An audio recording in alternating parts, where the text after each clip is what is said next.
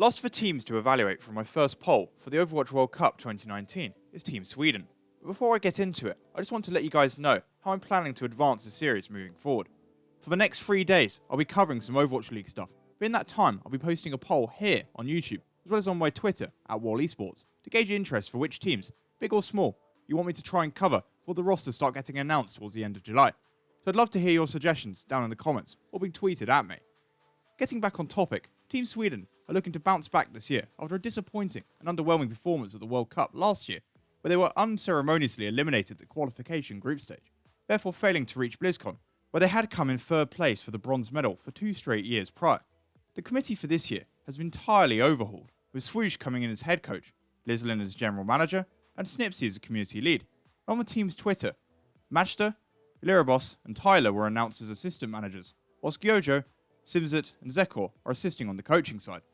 Having secured a top 10 seed, travel and other arrangements will be provided by Blizzard should they make BlizzCon.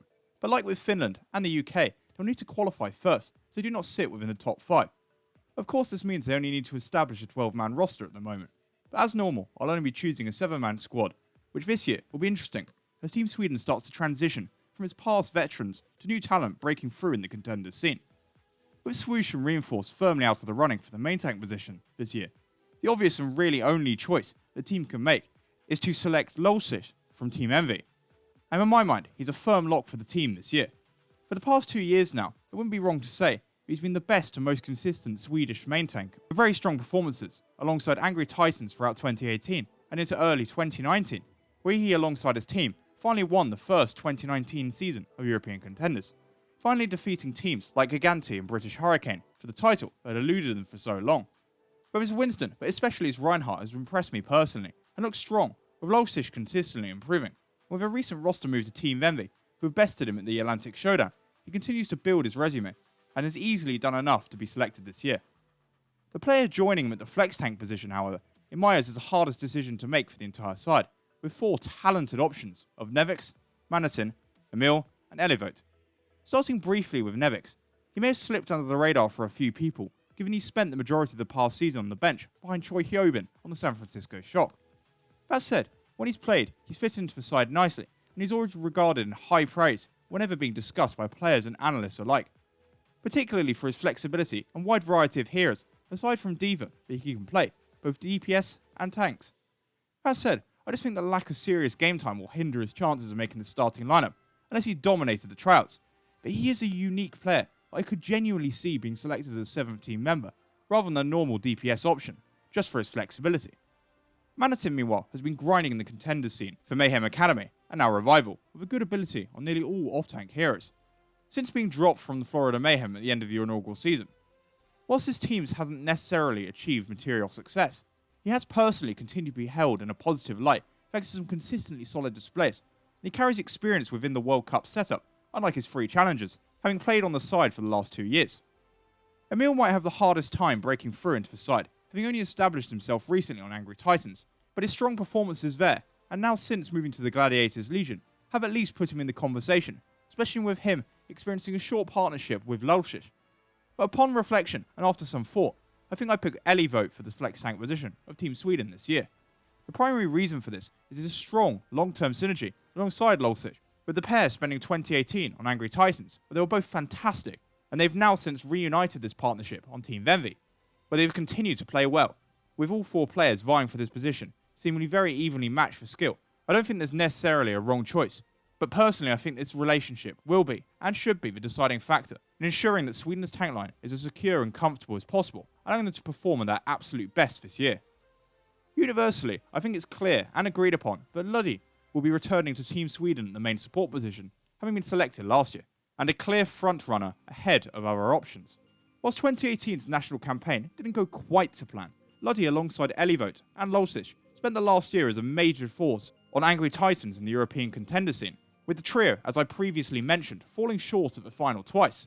For 2019, he made the move over to Gladiators Legion, where he's continued to grow and impress with his Lucio, and despite narrowly missing out on gold this time at the hands of Fusion University, he's definitely stated his case for remaining in the side for the 2019 World Cup. However, the player that will be joining him at the flex support position is a little more up in the air and unknown, with Chips Hyan now out of the equation.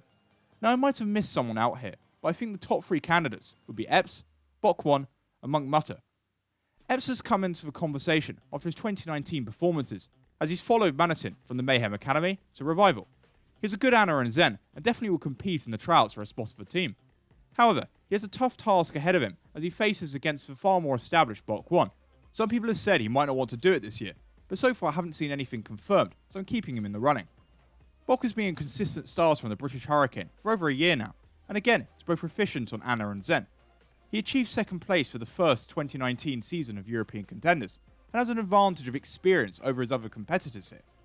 Monk Mutter, meanwhile, is a wildcard, and the only player here that truly puts the flex in flex support.